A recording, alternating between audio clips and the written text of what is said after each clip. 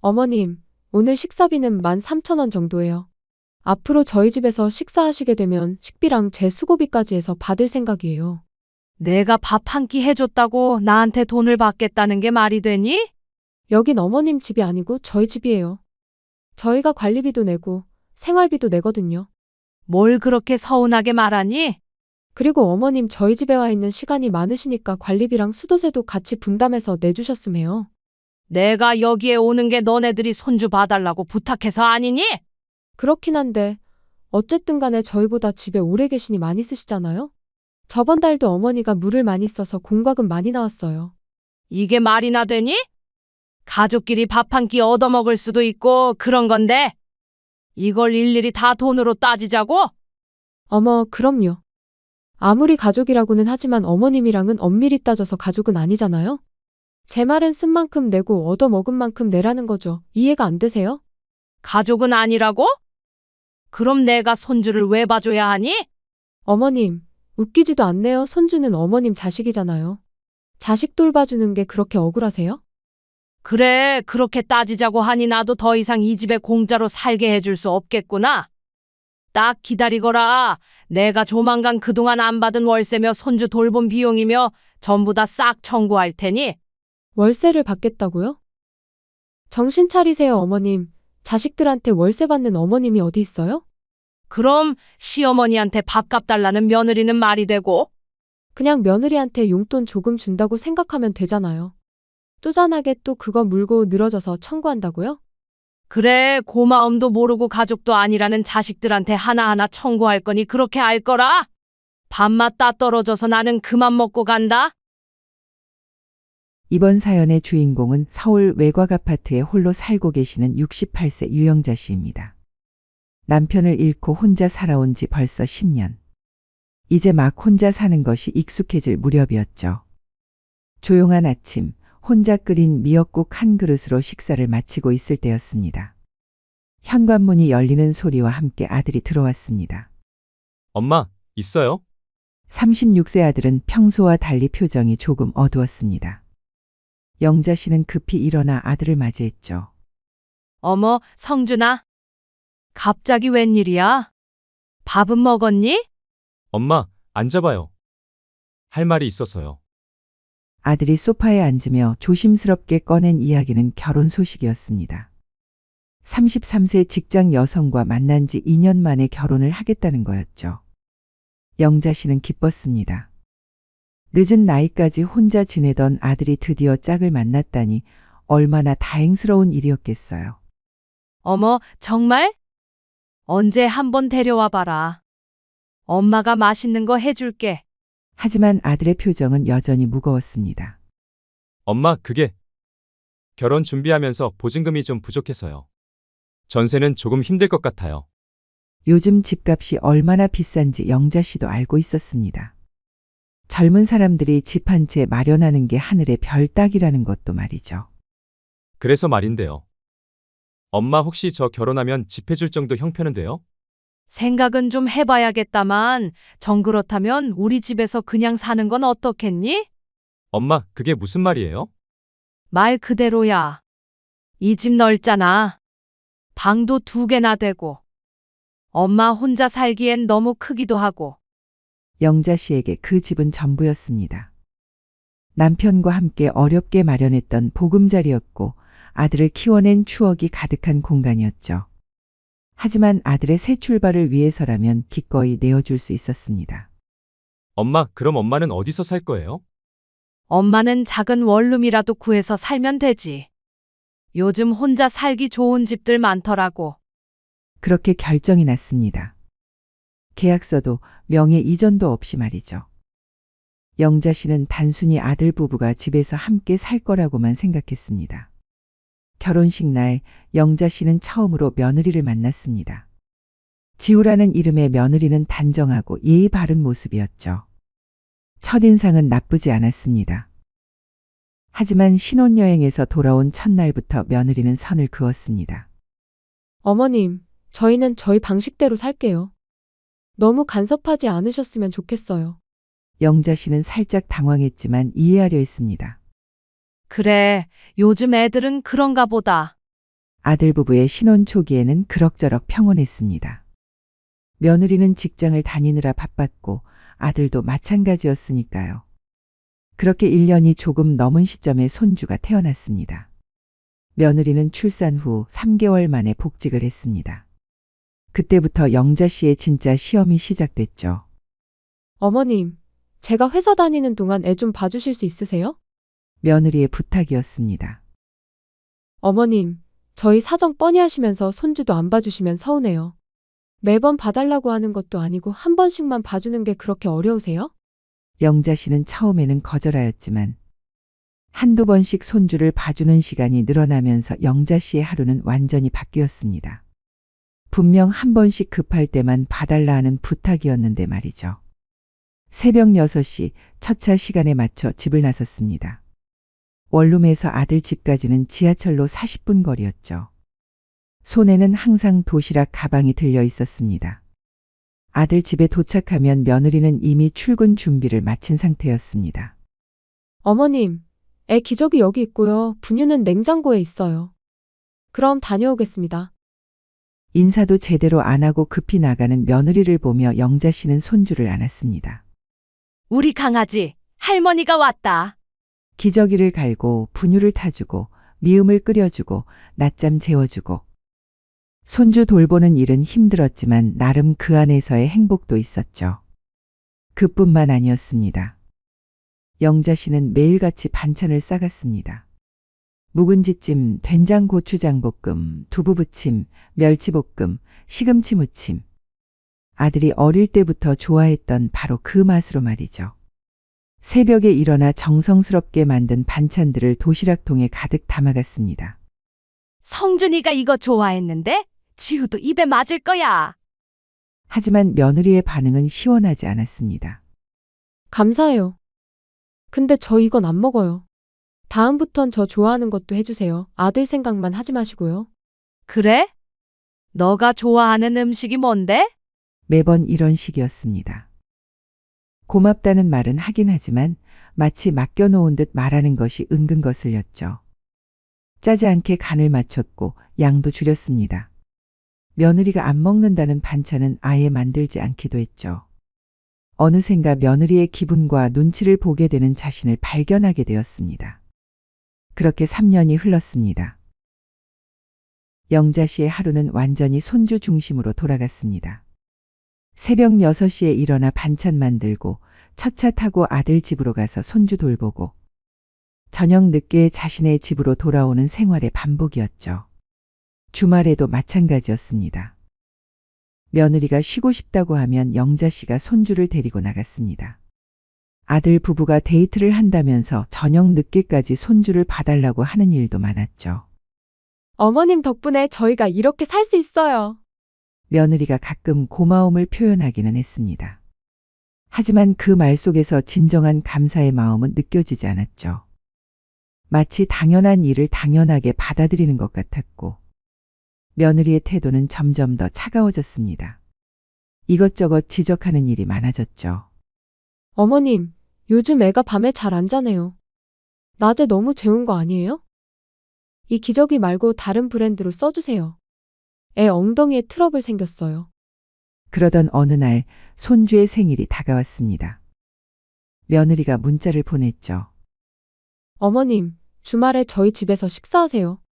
영자 씨는 그 문자를 받고 며칠 동안 설렜습니다. 오랜만에 가족들과 함께 식사를 할 수 있다는 생각에 말이죠. 손주를 위한 작은 케이크도 사고 장난감도 골랐죠. 그리고 아이 손만한 봉투에 10만 원을 정성스럽게 담았습니다. 우리 손주 생일인데 할머니가 뭐라도 해줘야지. 그날이 영자 씨에게는 정말 특별한 날이 될 줄 알았습니다. 가족의 따뜻함을 느낄 수 있는 소중한 시간이 될 거라고 생각했죠. 하지만 영자 씨는 몰랐습니다. 그날이 자신의 인생을 완전히 바꿔놓을 날이 될 줄은 말이죠. 그렇게 손주 생일날이 왔고 아들 집에 도착하니 며느리가 문을 열어줬습니다. 어머님, 오셨어요? 어머, 오늘 뭘 이렇게 들고 오셨어요? 거실로 들어가니 손주가 바닥에서 장난감을 가지고 놀고 있었습니다. 영자 씨는 손주를 안아 올렸습니다. 아이는 영자 씨를 보고 웃었죠. 그동안 매일 돌봐준 할머니를 알아보는 것 같았습니다. 식탁에는 음식들이 준비되어 있었습니다. 된장국, 두부조림, 멸치볶음. 소박하지만 정성스럽게 차려진 식탁이었죠. 지우야, 고생했구나. 음식 준비하느라. 칭찬을 하자 며느리는 살짝 미소를 지었습니다. 별거 아니에요. 간단하게 준비한 거예요. 세 명이 식탁에 둘러앉았습니다. 손주는 유아용 의자에 앉혀두고 말이죠. 오랜만에 가족이 함께하는 식사였습니다. 우리 손주 이제 이렇게 컸구나. 할머니가 보기엔 아직도 아기 같은데. 영자 씨는 손주를 보며 흐뭇해했습니다. 아들도 웃으며 대답했죠. 아직 애죠. 뭐 다 크려면 아직 한참이에요. 애는 언제 커서 우리한테 효도하려나. 아무튼 엄마가 매일 돌봐주셔서 이렇게 잘 컸죠. 식사 분위기는 화기애애했습니다. 영자 씨는 오랜만에 마음 편히 밥을 먹을 수 있었어요. 며느리도 평소보다 말이 많았고 아들도 기분이 좋아 보였습니다. 영자 씨는 가져온 케이크를 꺼냈습니다. 첫 돌이니까 케이크도 있어야지. 어머님, 굳이 사오실 필요 없었는데. 며느리가 말했지만 표정은 나쁘지 않았습니다. 케이크에 초 하나를 꽂고 불을 켜서 손주 앞에 놓았습니다. 물론 아이는 아직 무슨 일인지 모르겠지만 그래도 의미가 있었죠. 우리 손주 건강하게 자라라. 할머니는 그거면 충분해. 영자 씨는 용돈 봉투도 꺼냈습니다. 이건 손주 용돈이야. 나중에 필요한 거 사주렴. 어머님, 이런 것까지. 아들도 고마워했습니다. 영자 씨는 정말 행복했어요. 이런 시간이 계속됐으면 좋겠다는 생각까지 들었습니다. 식사가 거의 끝나갈 무렵이었습니다. 며느리가 젓가락을 내려놓더니 조심스럽게 입을 열었습니다. 어머님, 응? 오늘 식사비는 13,000원 정도예요. 순간 영자 씨의 손이 멈췄습니다. 뭔가 잘못 들은 것 같았어요. 뭐라고? 계좌 알려드릴까요? 이체하시면 돼요. 영자 씨의 눈이 휘둥그레졌습니다. 정말로 식사비를 달라는 것이었습니다. 농담도 재미나게 하는구나. 하지만 며느리는 웃지 않았습니다. 오히려 진지했죠. 그 순간 이게 농담이 아니고 진지하다는 걸 깨닫게 되었죠. 농담으로 넘기시면 안 돼요. 저 진심으로 말씀드린 거예요. 며느리는 계속해서 설명했습니다. 요즘은 다 그래요. 가족끼리도 정리해두는 게 좋잖아요. 솔직히 저희도 생활비가 넉넉하지 않거든요. 앞으로 저희 집에서 식사하시게 되면 식비랑 제 수고비까지 해서 받을 생각이에요. 영자 씨는 말없이 아들을 바라봤습니다. 아들은 고개를 피했어요. 뭔가 미리 이야기가 오갔던 것 같았습니다. 영자 씨가 어렵게 입을 열었습니다. 그래도 내가 밥 한 끼 해줬다고 나한테 돈을 받겠다는 게 그때 며느리가 그 말을 딱 끊어버렸습니다. 여긴 어머님 집이 아니에요. 순간 방안이 조용해졌습니다. 저희 집이에요. 저희가 관리비도 내고 생활비도 내거든요. 뭘 그렇게 서운하게 말하니? 서운하다고 생각하지 말고 며느리가 야무지구나 생각해 주셨음 해요. 그리고 어머님 저희 집에 와 있는 시간이 많으시니까 관리비랑 수도세도 같이 분담해서 내주셨음 해요. 내가 여기에 오는 게 너네들이 손주 봐달라고 부탁해서 아니니? 그렇긴 한데 어쨌든 간에 저희보다 집에 오래 계시니 많이 쓰시잖아요? 저번 달도 공과금 많이 나왔어요. 이게 말이나 되니? 가족끼리 밥 한 끼 얻어먹을 수도 있고 그런 건데 이걸 일일이 다 돈으로 따지자고? 어머, 그럼요. 아무리 가족이라고는 하지만 어머님이랑은 엄밀히 따져서 가족은 아니잖아요? 가족은 아니라고? 그럼 내가 손주를 왜 봐줘야 하니? 어머님, 웃기지도 않네요. 손주는 어머님 자식이잖아요. 자식 돌봐주는 게 그렇게 억울하세요? 며느리의 목소리는 차가웠습니다. 아들은 숨소리도 죽이고 있었습니다. 아무 말도 하지 않았어요. 영자 씨의 입꼬리가 떨렸습니다. 가족은 아니라는 말이 가슴에 박혔거든요. 그동안 내가 해다 준 반찬들 그건 그럼 영자 씨가 떨리는 목소리로 물었습니다. 며느리는 아무렇지도 않게 대답했습니다. 거의 버렸죠. 그 한마디에 영자 씨의 세상이 무너졌습니다. 위생도 좀 걱정되고 입맛도 안 맞아서요. 그거 가지고 딴지 거실 거면 앞으로 안 해주셔도 됩니다. 3년 동안 새벽에 일어나 정성스럽게 만든 반찬들. 아들이 좋아한다고 생각하며 매일 싸간 도시락들이 모두 쓰레기통에 버려졌다는 이야기였습니다. 사람마다 기준이 다르니까요. 아무튼 저는 말씀드렸습니다. 그래, 그렇게 따지자고 하니 나도 더 이상 이 집에 공짜로 살게 해줄 수 없겠구나. 딱 기다리거라. 내가 조만간 그동안 안 받은 월세며 손주 돌봄 비용이며 전부 다 싹 청구할 테니. 월세를 받겠다고요? 정신 차리세요, 어머님. 자식들한테 월세 받는 어머님이 어디 있어요? 그럼 시어머니한테 밥값 달라는 며느리는 말이 되고. 그냥 며느리한테 용돈 조금 준다고 생각하면 되잖아요.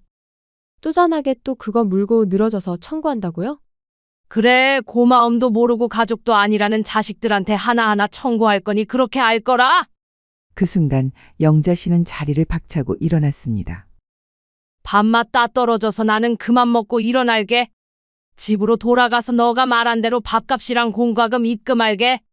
가방을 들고 현관으로 향했어요. 아들이 뒤따라 나왔습니다. 엄마, 진정하세요. 그냥 용돈 준다 생각하시고 좋게 좋게 넘어가요. 네, 됐다. 내가 칼같이 계산해 줄게. 영자 씨는 문을 열었습니다. 집을 나와 지하철역으로 향하는 영자 씨의 걸음은 무거웠습니다. 하지만 동시에 무언가 결심한 듯한 단호함도 있었어요. 전철 안에서 영자 씨는 휴대폰을 꺼냈습니다. 그리고 검색창에 이렇게 타이핑했죠. 서울 연립아파트 월세 시세. 며느리가 자신을 방문객이라고 했으니 이제 정말로 방문객 대우를 받아보는 것도 나쁘지 않겠다는 생각이 들었거든요. 영자 씨의 눈빛이 달라지기 시작했습니다. 그날 밤 영자 씨는 잠을 이루지 못했습니다. 며느리의 말들이 머릿속에서 맴돌았거든요. 다음 날 아침 영자 씨는 평소와 다르게 움직였습니다. 새벽 6시에 일어나지도 않았고 도시락 가방을 챙기지도 않았어요. 대신 집안 서랍을 뒤지기 시작했습니다. 분명히 어디 있었는데. 찾고 있던 건 오래된 수첩이었습니다. 가계부처럼 쓰던 그 수첩에는 지난 3년간의 기록들이 빼곡히 적혀 있었죠. 반찬 재료비 15,000원, 손주 기저귀 12,000원 등등. 영자 씨는 매일매일 쓴 돈을 기록해두는 습관이 있었거든요. 수첩을 펼쳐보니 3년간의 모든 것이 숫자로 남아 있었습니다. 영자 씨는 휴대폰을 꺼내 검색을 시작했습니다. 베이비시터 일당, 가사도우미 시급, 서울 월세 평균.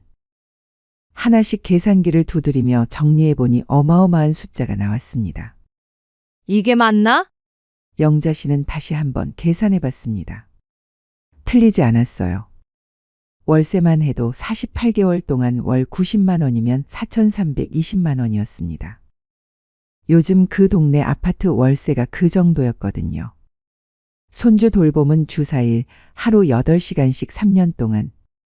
베이비시터 일당으로 계산하면 2,800만 원이었습니다. 명절 때마다 해준 음식, 매일 싸간 반찬, 청소, 빨래까지 합치면 1,200만 원은 좋게 될 것 같았어요. 기타 교통비, 손주 용품비까지 합치니 총 8,620만 원이 나왔습니다. 영자 씨는 그 숫자를 보고 있다가 갑자기 웃음이 나왔습니다. 13,000원이라. 며느리가 청구한 식사비와 비교하니 정말 어이가 없었거든요. 영자 씨는 더 이상 망설이지 않았습니다. 인터넷에서 법무법인을 검색해서 전화를 걸었어요. 내용 증명 보내고 싶은데요. 며칠 후였습니다. 며느리 지우가 집에서 아이와 놀고 있을 때 택배가 왔습니다. 이게 뭐야? 법무법인에서 왔네? 며느리 지우는 고개를 갸우뚱하며 봉투를 뜯었습니다. 내용 증명이라는 말이 적혀 있었죠. 봉투를 열어보는 순간 며느리의 눈이 커졌습니다. 내용 증명서 청구네요. 월세 4,320만 원, 손주 돌봄비 2,800만 원, 가사노동비 1,200만 원, 기타 비용 300만 원 등 4년간 밀린 총 청구 금액 8,620만 원. 며느리는 그 종이를 들고 있는 손이 떨렸습니다. 이게 뭐야? 아이가 울기 시작했지만 며느리 지우는 정신이 없었어요. 급히 남편에게 전화를 걸었습니다. 여보, 당장 집에 와. 큰일 났어. 30분 후 아들이 급히 집으로 달려왔습니다. 내용 증명을 본 아들의 얼굴도 하얗게 변했죠. 엄마가 정말로 이런 걸 보냈다고. 아들은 떨리는 손으로 영자 씨에게 전화를 걸었습니다. 엄마, 이게 뭐예요? 왜 이러는 거예요, 갑자기? 영자 씨의 목소리는 놀라울 정도로 차분했습니다. 그래. 당연히 진심이지 그날 말하지 않았니? 엄마, 이건 너무하잖아요. 우리가 언제? 너희는 내 밥값을 따졌지. 영자 씨가 아들의 말을 끊었습니다. 너네는 그렇게 해놓고 나는 따지면 안 되니? 계약서 없이 내어준 집 너희가 고맙다 한 번 없었던 돌봄. 내가 져준 장바구니, 내가 끓인 국. 그게 전부 공짜였던 줄 알았니? 아들은 할 말이 없었습니다. 옆에서 지우가 전화기를 빼앗았어요. 어머님, 우린 그럴 의도가 아니었어요. 지우의 목소리는 울먹이고 있었습니다. 어머님이 원하시는 게 뭐예요? 사과하면 돼요? 앞으로 잘할게요. 하지만 영자 씨는 단호했습니다. 그럴 마음이 없었으면 그런 말도 안 나왔을 거야. 남이라고 했지. 좋아. 그럼 내가 몇 년간 낸 대가를 지금 돌려받는 것뿐이야. 지우가 더 급해졌습니다. 어머님, 저희가 그런 돈이 어디 있어요? 8천만 원이 넘는 돈을. 그건 너희가 해결할 일이지. 영자 씨의 목소리는 냉정했습니다. 나도 이제 내 기준대로 살 거야. 너희가 가르쳐준 대로 말이야. 어머님, 그리고 한 달 안에 집 비우거라 다른 세입자 받던지 내가 들어가던지 하게. 전화가 끊어졌습니다. 아들과 며느리는 서로를 바라봤습니다. 둘 다 말문이 막혔어요. 어떡하지? 정말로 8천만 원을 어디서 구해? 지우가 울먹였습니다. 우리 모아놓은 돈 합쳐도 그런 돈 없잖아. 아들도 머리를 감싸주었습니다. 엄마가 진짜 법적으로 문제 삼으려는 건가? 다음 날부터 아들은 회사에서도 집중을 못했습니다. 영자 씨에게 계속 전화를 걸었지만 받지 않았어요. 며느리 지우도 마찬가지였습니다. 회사에서 조퇴하고 영자 씨 원룸으로 찾아갔지만 문을 열어주지 않았죠. 어머님, 저 지우예요. 문 좀 열어주세요. 하지만 영자 씨는 끝까지 문을 열어주지 않았습니다. 며칠이 지나자 아들 부부는 현실을 받아들여야 했습니다. 영자 씨가 정말로 법적 조치를 취할 생각이라는 걸 말이죠. 어쩔 수 없이 이사를 해야 할 것 같아. 아들이 한숨을 쉬며 말했습니다. 하지만 보증금은 어떻게 구하지? 지우도 절망적이었습니다. 갑자기 집을 나가야 하는데 새로운 집을 구할 돈이 없었거든요. 결국 아들은 회사에 휴직계를 냈습니다. 퇴직금을 미리 받아서 보증금을 마련하기 위해서였죠. 지우도 회사에 육아휴직을 신청했습니다. 어차피 어머님이 손주를 봐주지 않으면 회사를 다닐 수도 없었거든요. 한 달이라는 시간은 생각보다 빨리 지나갔습니다. 아들 부부는 결국 훨씬 작고 낡은 집으로 이사를 해야 했어요. 보증금도 겨우 마련한 수준이었죠. 이사 마지막 날 아들이 영자 씨에게 마지막으로 전화를 걸었습니다. 엄마, 정말 이렇게 끝내는 거예요? 영자 씨는 잠시 침묵하다가 대답했습니다. 그래. 너희가 원했던 거잖아. 이제 진짜로 남이 됐다. 엄마, 앞으로는 서로 신경 쓰지 말자. 그게 너희한테도 좋을 거야. 그렇게 전화가 끊어졌습니다. 그날 저녁 영자 씨는 3년 만에 자신의 집 열쇠를 다시 쥐었습니다. 문을 열고 들어선 집은 텅 비어 있었지만 이상하게도 마음은 편했어요. 이제 정말 내 집이구나. 영자 씨는 작은 미소를 지었습니다. 밥값을 청구당한 그 순간부터 시작된 일들이 이렇게 끝나다니. 정말 세상 일은 모르는 거였습니다. 아들과 며느리가 집을 비운 지 일주일이 지났습니다. 영자 씨는 3년 만에 자신의 집에서 혼자 살게 됐죠. 빈집은 고요했지만 이상하게도 마음은 평온했습니다. 첫날 밤 영자 씨는 안방에서 잤습니다. 3년 동안 작은 방에서 지내다가 다시 돌아온 자신의 침실이었어요. 그래도 내 집이 제일 편하네. 창밖으로는 따스한 햇살이 들어왔습니다. 오랜만에 여유롭게 아침을 맞이하는 기분이었죠. 영자 씨는 부엌으로 가서 냉장고를 열었습니다. 텅 비어 있었어요. 그럼 오늘은 장 보는 날이겠네? 영자 씨는 3년 만에 자신만을 위한 장보기를 나섰습니다. 동네 마트에서 영자 씨는 천천히 걸으며 하나씩 골랐어요. 자신이 좋아하는 것들만 말이죠. 무청, 된장, 두부, 계란. 소박하지만 자신의 입맛에 맞는 재료들이었습니다. 이제는 누가 뭐라고 할 사람도 없으니까. 집에 돌아와서 영자 씨는 정성스럽게 무청 된장국을 끓였습니다. 간도 자신 입맛에 맞게 양도 딱 혼자 먹을 만큼만 말이죠. 식탁에 앉아 혼자 밥을 먹는데 그 맛이 정말 오랜만이었습니다. 며칠이 지나자 영자 씨에게 새로운 일상이 시작됐습니다. 새벽 6시에 일어날 필요도 없고 반찬을 만들어 싸갈 필요도 없었죠. 대신 영자 씨는 자신이 하고 싶었던 일들을 하기 시작했습니다. 동네 복지관에서 하는 요가 수업에 등록했어요. 그동안 손주 돌보느라 못했던 건강관리를 시작한 거였죠. 어머, 유영자 씨 오랜만이네요. 어디 갔다 오셨어요? 복지관에서 만난 동네 사람들이 반가워했습니다. 손주 돌보느라 좀 바빴어요. 이제 여유가 생기셨나 보네요. 좋으시겠어요? 영자 씨는 그 말에 고개를 끄덕였습니다.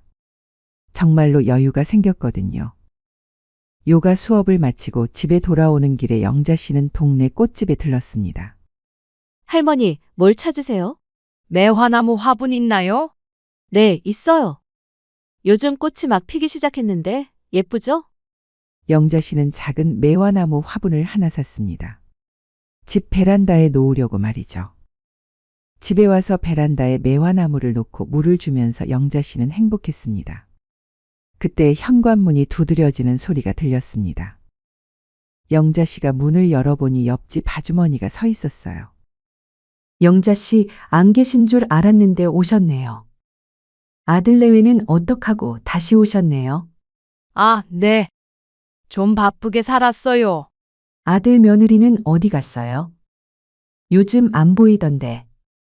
영자 씨는 잠시 망설이다가 대답했습니다. 독립했어요. 젊은 사람들이니까 자기들끼리 살아야죠. 아, 그래요? 그것도 좋죠. 요즘 젊은 사람들은 독립적이잖아요. 옆집 아주머니가 가고 나서 영자 씨는 문을 닫으며 생각했습니다. 독립이라. 맞는 말이네. 사실 아들에게서 연락이 온 적이 있었습니다. 며느리 몰래 문자를 보낸 거였죠. 엄마, 미안해요. 정말 미안해요. 하지만 영자 씨는 답장하지 않았습니다. 이제 정말로 선을 그은 거였어요. 그렇게 한 달이 더 지났습니다. 영자 씨의 생활은 완전히 달라졌어요. 요가도 하고 복지관에서 하는 독서 모임에도 참여했습니다. 오랜만에 친구들과 만나 수다도 떨었죠. 영자야, 요즘 표정이 밝아졌네? 친구가 말했습니다. 그래? 응. 뭔가 홀가분해 보여. 영자 씨는 그 말이 맞다고 생각했습니다. 정말로 홀가분했거든요. 3년 동안 눈치 보며 살았던 시간들이 이제는 꿈 같았어요. 매일 새벽에 일어나 반찬 싸고 손주 돌보고 집안일 하던 그 바쁜 나날들 말이죠. 내가 왜 그동안 그렇게 살았을까? 영자 씨는 스스로에게 물었습니다. 가족이니까, 며느리가 힘드니까, 손주가 소중하니까. 다 맞는 이유들이었지만 정작 자신은 없었다는 걸 깨달았습니다. 어느 날 저녁 영자 씨는 베란다에 나가 매화나무에 물을 주었습니다. 꽃이 더 많이 피어서 향기가 좋았어요. 그때 휴대폰이 울렸습니다. 모르는 번호였어요. 영자 씨는 받지 않으려다가 혹시 몰라 받았습니다. 여보세요? 어머님, 저예요. 지우예요. 며느리였습니다. 영자 씨는 잠시 침묵했어요. 왜 전화했지? 어머님, 정말 죄송해요. 제가 너무 못됐어요. 며느리의 목소리는 울고 있는 것 같았습니다. 애가 자꾸 할머니 찾아요. 할머니, 할머니 하면서. 어머님이 그리운가 봐요. 어머님, 저희가 잘못했으니까 다시 예전처럼 지낼 수 없을까요? 하지만 영자 씨는 단호했습니다. 안 돼. 그날 말하지 않았니? 어머님, 너희가 가르쳐 준 대로 살고 있어. 이제 나도 내 기준대로 살겠다고 했잖아. 하지만 나라고 손주 왜 안 보고 싶겠니? 하지만 그건 내가 감당할 일이야. 너희는 너희끼리 잘 살아라? 영자 씨는 전화를 끊었습니다. 그래도 내가 선택한 길이야. 며칠 후 영자 씨는 새로운 결정을 했습니다. 복지관에서 모집하는 자원봉사에 신청한 거였어요. 홀로 사는 어르신들께 도시락을 배달하는 일이었습니다. 제가 요리를 좀 할 줄 아는데 도움이 될까요? 물론이죠. 요즘 자원봉사자가 부족해서 고민이었거든요. 영자 씨는 일주일에 3번 혼자 사시는 어르신들을 위해 도시락을 만들어 배달하기 시작했습니다. 처음 도시락을 받으신 할아버지가 말씀하셨어요. 이거 누가 만들었어요? 정말 맛있네요. 제가 만들었어요. 아, 고맙습니다. 요즘 이런 맛있는 밥 먹기가 쉽지 않은데. 영자 씨는 그 말을 듣고 뿌듯했습니다. 자신의 요리를 진심으로 고마워하는 사람이 있다는 게 말이죠. 3년 동안 매일 만든 반찬이 거의 버려졌다는 말을 들었던 것과는 완전히 달랐어요. 그렇게 계절이 바뀌었습니다. 영자 씨의 베란다 매화나무에는 새잎이 돋아나기 시작했어요. 꽃은 지고 푸른 잎들이 자라나고 있었습니다. 나도 새로 시작하는 거구나. 영자 씨는 매화나무를 보며 혼잣말했습니다. 그날 저녁 영자 씨는 자신만을 위한 소박한 저녁을 준비했습니다. 무청 된장국과 두부부침 그리고 김치. 식탁에 앉아 숟가락을 들면서 영자 씨는 중얼거렸어요. 늦었지만 나도 내 인생 살아야지. 창밖으로는 저녁 햇살이 비치고 있었습니다. 조용하고 평화로운 저녁이었어요. 68세에 시작된 진짜 자신만의 인생이 이제야 시작된 거였죠. 그로부터 6개월 후 영자 씨는 복지관에서 올해의 자원봉사자로 선정됐습니다. 혼자 사시는 어르신들을 위해 정성껏 요리해드린 공로를 인정받은 거였죠. 시상식장에서 영자 씨는 이렇게 말했습니다. 제가 만든 음식을 진심으로 고마워해 주시는 분들이 있어서 정말 행복합니다. 이제야 제 인생을 살고 있는 것 같아요. 그날 밤 영자 씨는 상장을 액자에 끼워 거실에 걸었습니다. 68년을 살면서 처음으로 받은 자신만의 상이었어요. 영자 씨의 사연에서 소탐대실이라는 사자성어가 떠오릅니다. 작은 것을 탐하다가 큰 것을 잃는다는 뜻입니다. 며느리는 13,000원의 식사비를 아끼려다가 8,620만 원과 평생 돌봄을 잃었습니다. 무엇보다 가족이라는 소중한 관계까지 잃고 말았죠. 때로는 작은 배려와 감사가 큰 행복을 만들어냅니다. 가족 간에도 서로의 정성을 당연하게 여기지 말고 고마운 마음을 표현하는 것이 얼마나 중요한지 보여주는 사연이었습니다. 그동안 시청해 주셔서 감사드립니다. 구독과 좋아요도 한 번씩 부탁드려요. 오늘 하루도 행복하고 평온한 하루가 되시길 바랍니다. 감사합니다. 인생의 흔적이었습니다.